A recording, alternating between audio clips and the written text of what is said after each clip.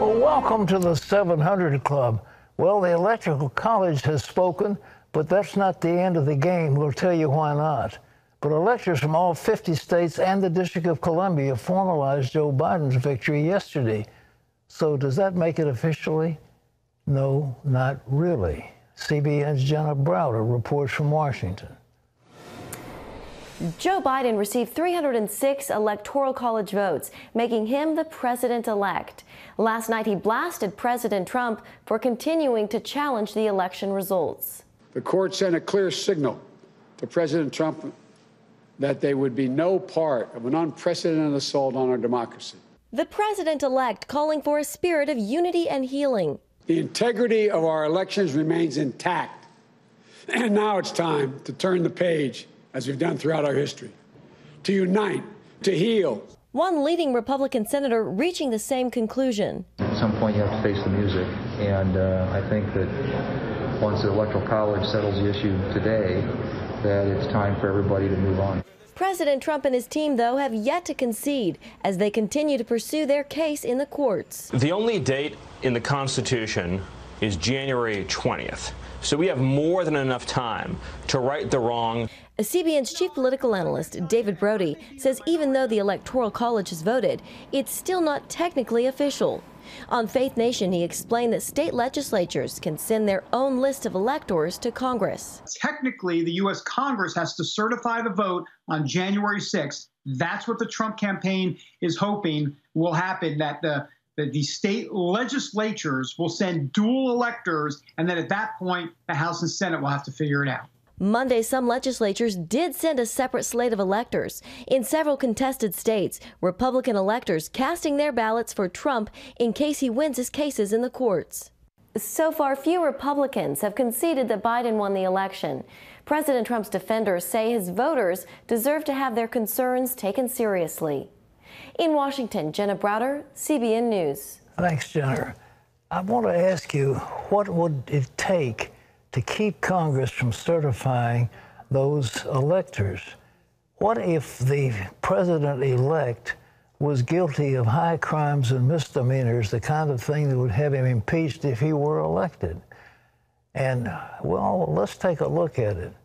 Hunter Biden is under investigation over his business dealings in China and questions about his earnings in Ukraine. And that's building pressure on Joe Biden about whether he knew more about his son's activities than he admitted, and did he actually lie about it? National correspondent Eric Phillips has a detailed report.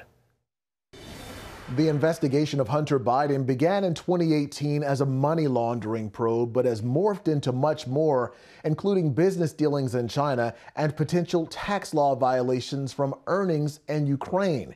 It's also expanded to include Hunter's uncle, the president-elect's younger brother, James Biden. Biden and his son are stone cold crooked. President Trump tried to make that connection throughout the 2020 campaign.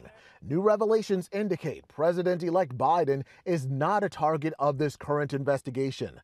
Last week, Hunter Biden announced that he is under investigation for possible tax fraud. Reports indicate that stems chiefly from $400,000 in unreported income he received in 2017 while sitting on the board of Ukraine natural gas company Burisma. A year Biden reportedly netted $1.2 million in income. In a statement, Hunter Biden said, "I take this matter very seriously, but I am confident that a professional and objective review of these matters will demonstrate that I handled my affairs legally and appropriately, including with the benefit of professional tax advisors." Biden held the position at Burisma while his father was vice president and in charge of Ukraine-U.S. affairs. Back in October, the New York Post first reported emails emerging on a laptop in Delaware suggesting Joe Biden had met with a Burisma executive at his son's behest. I want to get to the heart of it. Did you and your father ever discuss Ukraine? No. If your last name wasn't Biden, do you think you would have been asked to be on the board of Burisma? I don't know. I don't know. Probably not. The only qualification they had was the Biden name. Former business associate Tony Bobulinski told Fox News Hunter and his uncle, James Biden, used their name to also help broker deals with a Chinese company, another subject of the investigation. ABC News reports investigators are specifically focusing on a 2.8-carat diamond Hunter received in 2017 from Chinese business associate Yi Jingming, the former head of CEFC, China Energy, as well as multi-million-dollar wire transfers between the two. Bobulinski tells Fox News Hunter set up a meeting between him and then Vice President Biden to try and solicit his help in brokering a China deal. There was no other reason for me to be in that bar meeting Joe Biden than to discuss what I was doing with his family's name in the Chinese CFC. Jim Biden sat and Hunter Biden participated in. They knew exactly what they were doing. They were dealing with a Chinese-owned, enterprise run by Chairman Yi, CFC, that had strong financial support and political support from the Chinese Communist Party. A recently emerged email also coming from that Delaware laptop indicates Hunter asked for extra keys to his Washington, D.C. office for his new office mates, including his father and a representative of that same Chinese-owned enterprise. Again, Joe Biden maintains he had no involvement in Hunter's business dealings with China. That's a blatant lie. When he states that, that is a blatant lie. Another focus of the investigation, Joe Biden's younger brother, James Biden, and his role in a bankrupt hospital business in Pennsylvania. Senate Homeland Security Chairman Ron Johnson has been investigating the Biden family for more than a year. We are finding more and more of how involved not only Hunter Biden was, but also James as well as Joe Biden, and he has not been truthful with the American public, and it's about time the press starts asking him questions. The Biden transition team released this response to the investigation. President-elect Biden is deeply proud of his son, who has fought through difficult challenges, including the vicious personal attacks of recent months, only to emerge stronger. The broader investigation has been ongoing since 2018. Attorney General Bill Barr did not call attention to it during the election, in keeping with Justice Department policy not to influence elections, a decision roundly criticized on Saturday by Barr's current boss. Bill Barr, frankly, did the wrong thing. Bill Barr, I know, had an obligation to set the record straight. It would be up to a new Attorney General to carry this investigation forward, a cabinet choice likely getting renewed attention by Joe Biden and his advisors. And once again, the president-elect himself is not a target in these investigations into his family's business dealings. Biden has said going forward, his family will not be involved in any business that conflicts or appears to conflict with his duties as president. Eric Phillips, CBN News. Well, the tax people are going after, they have a criminal investigation against Hunter Biden and Jim Biden, Joe Biden's brother, for various fraudulent activities. But, ladies and gentlemen, the thing that we want to realize, if somewhere along the way there's some kind of an indictment against Joe Biden, the electors have a perfect right, or at least Congress has a perfect right, not to certify the electors and to go with other electors or to go with the sitting vice president or to do a number of things instead of certifying these. So the game isn't over yet. And there's a mound of corruption taking place.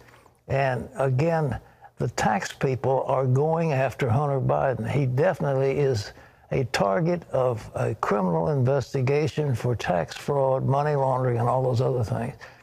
If the president-elect was involved at all with that, and if that probe will be expanded to include him, it's highly unlikely that Congress is going to certify those electors and put him into office. So, yeah, we'll see what happens, okay? Well, in other news, Attorney General Bill Barr announced he'll be stepping down next week. Is it because he kept quiet about the Hunter Biden investigation? John Jessup has more. That's right, Pat. Revelations that Attorney General Bill Barr did not disclose the Hunter Biden investigation may be among the reasons why he's resigning next week. Through much of his term, though, Barr staunchly defended the president and actively pursued his policies. But the AG fell out of favor in recent weeks after first announcing investigators did not find enough widespread fraud to change the outcome of the election. Then came the news about the Hunter Biden investigation. In a Monday tweet, the president announced Barr's resignation and said he's done an outstanding job. Deputy Attorney General Jeffrey Rosen will take over when Barr leaves December 23rd. Well, in a bid to rally support for coronavirus relief, turning to the pandemic and the vaccines that are bringing hope to millions, hundreds more hospitals will start to vaccinate their workers today as the Pfizer-BioNTech COVID vaccine rolls out across the country. Distribution began Monday with FedEx and UPS delivering the vaccine to all 50 states. The first 3 million shots are being limited to healthcare workers and along the front lines, and also older patients, with hundreds of millions more expected in the months ahead. The vaccine distribution comes as the United States now has officially crossed another grim milestone, 300,000 now dead from the coronavirus outbreak. That's the worst public health catastrophe in 102 years since the 1918 pandemic. Polls have now shown a growing number of Americans are now willing to take a coronavirus vaccine, and the FDA could approve a second vaccine from Moderna by the end of the week. Well, in a bid to rally support for coronavirus relief aid, the $900 billion plan, backed by a bipartisan group of lawmakers, is getting carved up into two separate proposals. The first part, totaling $750 billion, includes popular measures like another round of small business loans through the Paycheck Protection Program, as well as unemployment benefits, along with funding for vaccine distribution, testing, and schools. The second, more controversial piece would separate $160 billion for state and local funding and legal protections against COVID lawsuits. However, it appears more Democrats, Pat, are now willing to forego bailing out the states for now in order to get immediate relief to the American people. Well, you know, ladies and gentlemen, it's amazing. The state of New York and the state of California has decided to shut down restaurants. They have no credible medical evidence to back up those claims. But one of the officials in California gave the game away when he said, well, what we really want to do is to have people stay at home. And we feel if they go to restaurants, they can't go to restaurants, they'll stay at home, which is what we want them to do. These restaurants are a vital part of our economy. And in New York and and in California, it is outrageous that without any definite medical documentation, these states are forcing restaurant owners to close down. And they say we can't stay much longer. We can't pay our rent. We can't keep our staff. We can't maintain our businesses. They said, okay, they used to be, they let them do outdoor dining. Now it's indoor dining because it's too cold for people to go outside. But the real reason these bureaucrats want to exercise control and hurt people to show that they are powerful. It is a game of power and the suffering people. You see, if the restaurants don't buy the vegetables, then the farms can't sell their vegetables, so they go broke. So all those workers who work in the farms, they don't have a job. And then all those people who supply and move up the chain, they don't have any work. And so we're talking about millions of people being taken out of work, and it is much more deadly than the coronavirus. The coronavirus is bad. I know it's terrible. People are dying from it. But it's a fraction of a percent if we just would quarantine the elderly, those who are sick, those who have a terminal condition or any other kind of deadly condition. And if we quarantine them, especially quarantine the nursing homes, then the rest of the people should be allowed to go free. The schools should open. I mean, think what happens when they have to stay home. The rate of suicide is alarming because of this separation. We can't do it, ladies and gentlemen. This is insanity. And the voters in these states have got to stand up and say, no way. We cannot allow this to happen. John? Pat, in other news, the Department of Homeland Security and the State Department are among a growing list of federal agencies breached by cyber spies. The Russian Foreign Intelligence Service is believed to be behind a cyber offensive dating back to early this year. Officials fear the spies breached the networks of numerous government departments and private companies. It appears they manipulated a network management software that allows employees to work off-site to gain access. The extent of the damage is unknown, and Pat, Russia is denying any involvement.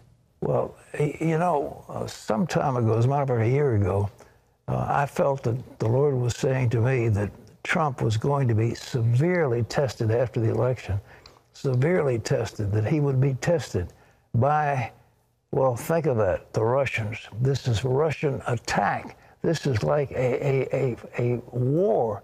If they've come after our computers and have breached our computer system, it's war. It's an act of war.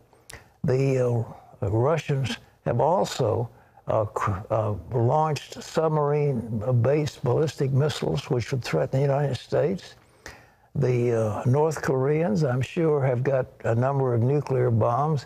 The Iranians have clearly put out the alarm. They want to close off the Straits of Hormuz. They want to limit traffic, and they want to bring damage to the United States in payback for Soleimani's death.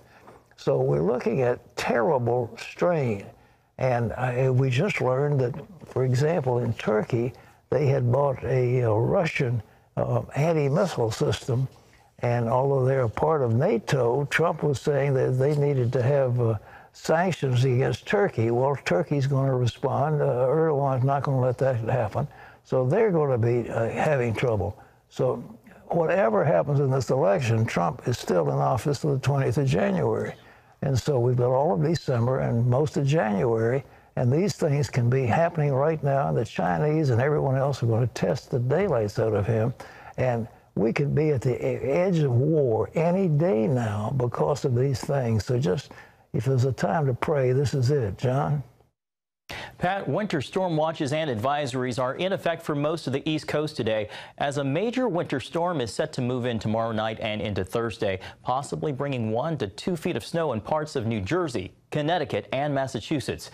Heavy snow could snarl traffic along parts of the I-95 corridor from Washington, D.C. to Boston, the nation's capital. Sitting right on the line could see snow or heavy rain. Further down south, there's potential for an ice storm in the Carolinas and Virginia Tuesday and Wednesday, and the possibility of widespread power outages. Pat, Old Man Winter coming on strong. Sure is. And we're looking forward to our friend Joe Bastardi coming tomorrow to give us a little update of what's happening.